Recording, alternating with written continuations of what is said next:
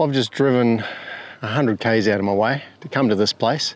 It's called White Cliffs, and it don't look like much at the moment. This is a caravan park, but it's a oasis in the desert, literally. There's water there, there's power there, good price. I think it was $30 a night. I'll double check that. But that's about all you can really see. The rest of it's a bit like Cooper Pedy. There's hillsides over there which people have all sort of dug into. There's a couple of little houses you can see over this side, but you can still see the little dugouts all around there. And this isn't the, I guess, the major opal field, it's further out, which I will probably hopefully do tomorrow. But the first thing was to get here and get the van all set up, and call me crazy, I'm going to go walkabout in 40 degrees plus temperatures. So I have to do that because the cats are all in there, they're all power and air conditioning. Just to let you guys know too, with the cats, we shave them so they have less fur, so they can cope with the heat. Quite often I carry a water bottle of spray in the refrigerator, give them a spray down, they love that. Of course I try to travel during the peak of the day in the wagon with the AC on, and they love that. And then when I can't, it's obviously I'll pop all the hatches, windows what I can, and we've got a couple of 12 volt fans. One of them's just a nice little 12 volt fan, and the other one's a 12 volt fan which you can put water and ice into, and I have those down on the floor, and that keeps them all comfy, so they travel extremely well, so pretty pleased with that. Anyway, let's go walk about. Another great little bonus for being at the caravan park there too, I guess it's all open to the public, a swimming pool. That's definitely one for me after I've done this haul. All right, on my way. All right, made it to the outskirts. I think my caravan's over there somewhere, and managed to walk down to here. This is Australia's first solar power station. 14 of these discs, 5 meters in diameter.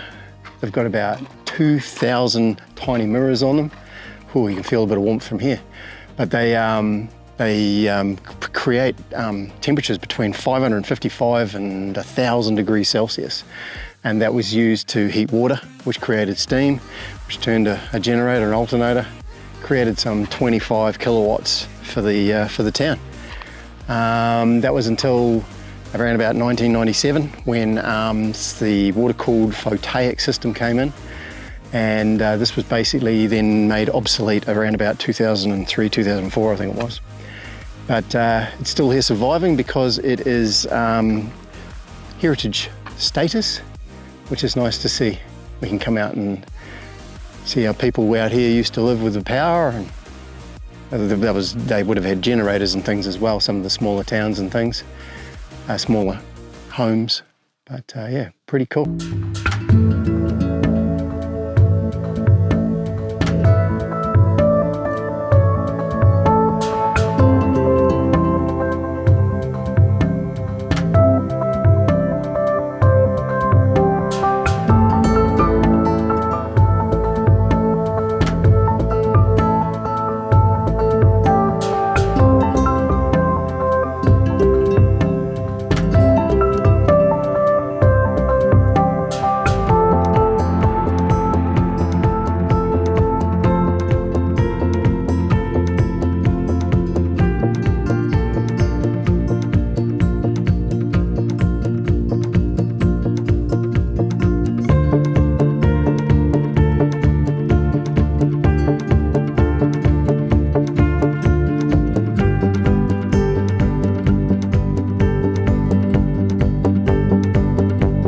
Made it up to the dugout, White House. There's apparently a tour here, so being the off season, I get a VIP treatment. So I think I'm not going to be very good at narration, and I've had a wee talk to the owner here. He and his wife takes us about, so I'll leave it up to him to sort of show. We'll get a bit of video of him explaining his wicked creation and how he come about, eh? Welcome to the White House, mate. This is part of my wife. She does all this crazy artwork out of rubbish. I was out in the hills there one day and she legs this up over the side of the door, and I'm thinking firewood, and she said, no, it looks like a harp, I want to make a harp out of it. So she comes up with the ideas, guess who gets the jobs? Anyway, what we do with this is we now call that a swinging rock band. 2 of these counterweights used to go on the tractor in the 1920s, drill steel from the Broken Hill mines. Someone's missing the top off their fence, but don't tell them. This is silk, dyed with rusty metal in the bathtub. Granddaughter does this. She didn't like this piece, so we stole it. She was invited to the New York Fashion Parade, where her and my wife created 10 articles, blew the Americans away. So I make these burl bowls, you'll see them at different places throughout the house. And this tree was up in the Paru, up in Queensland. And you can see the burls on it. And we cut those off and made bowls. And this tree was up there, probably 100-year-old, a red gum. And so I went out with a chainsaw one morning to cut it, looked at the tree and thought, where the hell am I going to see something like that again? So next time I went up, I took up a crane, 3-ton crane on the back of the truck, cut the tree. The crane wouldn't lift the tree. Wow. It's over 3 ton. Lady at the station came down with her front end loader between the 2 of us with the crane and the loader. We got it on, brought it home, drilled a hole down here 10 feet, filled it full of concrete and railway iron sticking up because there's a hollow up the tree and this roof wasn't here. So we then lifted the tree over the railway line into wet concrete, cut the top to the height I wanted, built this room. This is the cliff face that we're looking at over here, but we built this room here for the roof, for rainwater. The town's got water, but there's chemicals in it, so who wants to drink bloody chemicals? So a rainwater tank is great, you know, for cooking, washing, whatever. We've got the hill all roofed up there, and I've got big tanks under the shed, so actually I've got 5 years of rainwater stored here now. Wow. My wife does all this amazing artwork. This room out here, it's going to become a bit of entertainment one day, the sort of thing. So the pool out there, we'll strip it, re-mosaic it, put swim jets, solar heat it. So lovely. We're just in the throes of putting insulation into the roof, and as you can see, it's old refrigeration panels and insulation, anything at all that we can scrounge or make. And we've just built a ramp out here to stand on to put the ceiling in. So that's the next job.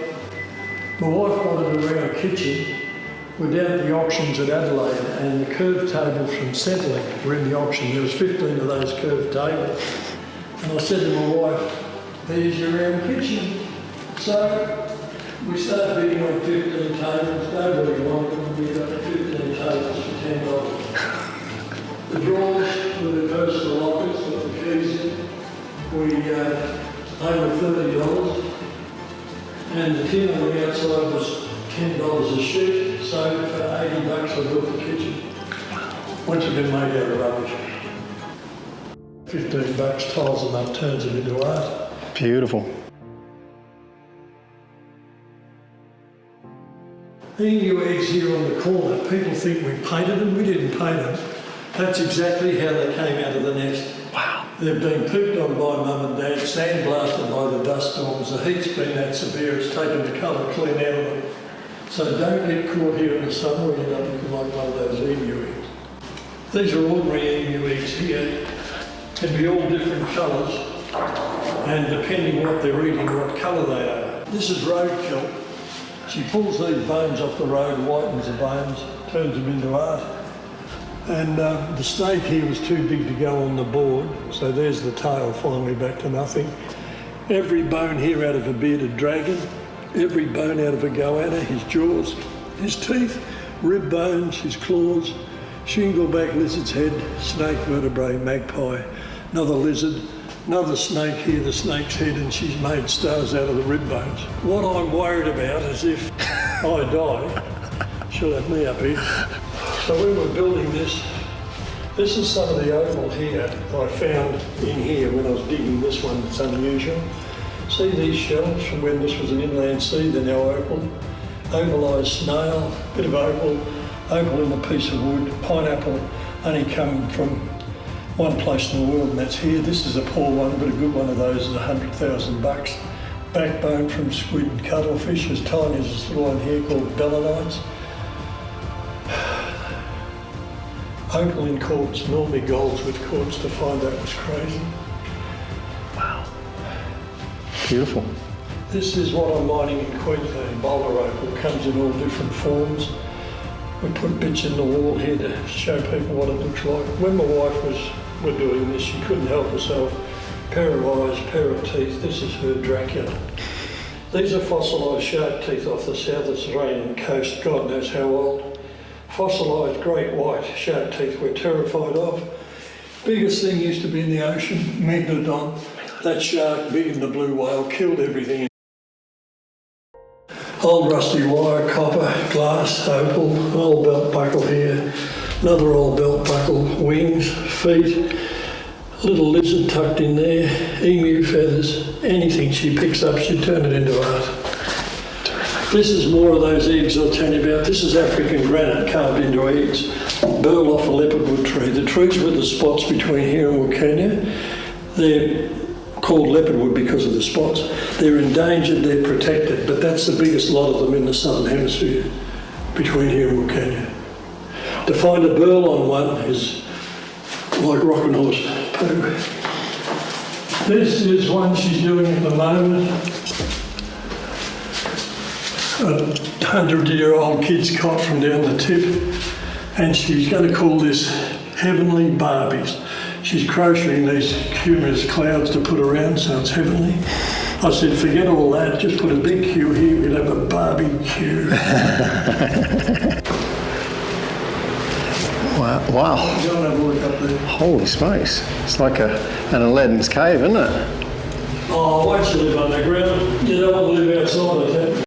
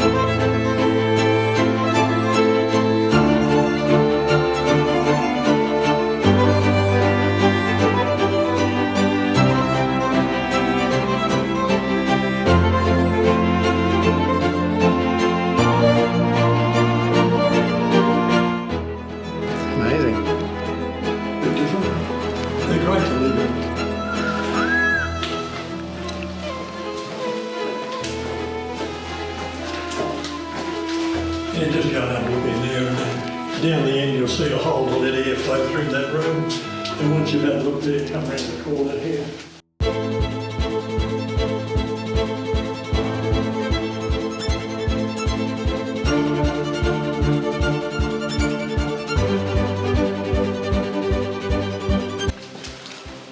Gotcha. We throw the grandkids here, put a telly where I'm sitting. They can play their games, I can watch the footy out there. Have a listen. Smokes, yes. Almost need sunglasses. Imagine you're a bird or a plane, you're looking down on the earth. Yep. The hills, the Warrenbuckles, paddocks, all the different crops, river or stream, sacred site she's done on an old gate. This is pretty self-explanatory. The girls have happy hour here every Monday night. You mightn't see them for a week, but God, they're happy. This will be Cree's sewing room when I get all the books and shit out of here. And then we'll punch through that wall there and join the rest of the house once I get this finished here. Wow. This is one of the bedrooms. There'll be 5 of these when it's done. I mean, we've already got 5, but we'll end up with 10 bedrooms total. If you come across here to the corner, have a look up that hole. I was talking about the whirlybirds up there, pull the air through the place. Oh, wow. Don't know whether I can get the camera up that way. Oh, it doesn't matter.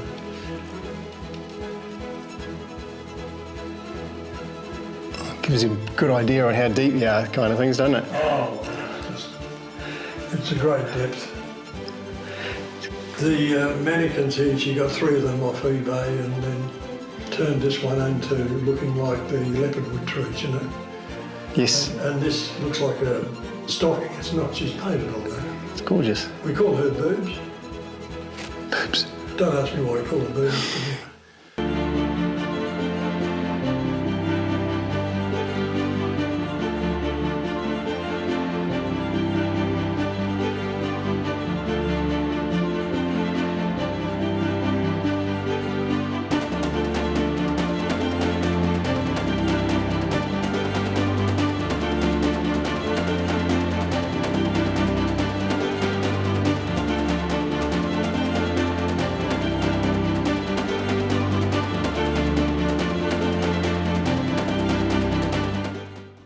Well, I hope you didn't mind the little flit around Lynn's and Cree's house, the White House, the dugout. Oh, if you ever get to Whitecliff, put it on your thing to do. They usually have groups in the peak season, you know, they were saying 20s to, I think they had the biggest group they had was about 70 people. So a very popular place to go and visit, and yeah, amazing what they've done with the place and what keeps Cree busy there with all her artwork. She's a genius, very good. So yeah, it's just in the back side of the caravan park over here. In fact, I'm just walking there and back. It was a lot closer than I expected. So there you have it. If it's in my camera here, I can't see it, but 15 bucks. And he does 2 tours, 11 o'clock and 2 o'clock. So a beautiful place to go and visit. And as I said, just across the road from the caravan park, which is over there. That's where I'm going to go. I believe the swimming pool's ready. I've got to go and find the code for the swimming pool and go and have a wee swim. It's the pool right next to the caravan park. A swipe card and got it all to myself. Just like most of Whitecliff. The pub, the pool, the dugout tour with the White House, the power station. Oh, talk about VIP, the whole town's all me. But yeah, so it may be an off time to come and visit, but definitely not rushed by the amount of people around, and this is how I like places. Australia's a big place, it's a busy place, but there are areas where you can get away from the crowds. Catch you later. I'll enjoy the pool. Wow, how a day can change. Hot and balmy one day and windy and blustery the next. 10 degrees lower in temperature apparently today. It's a lovely about 23, so wow, what a change. Anyway, I've just gone for a quick drive, left the camp, good night's sleep. The wind did get up and buff the old van around, but yeah, good sleep, got out, and I've come to do the Heritage Trail.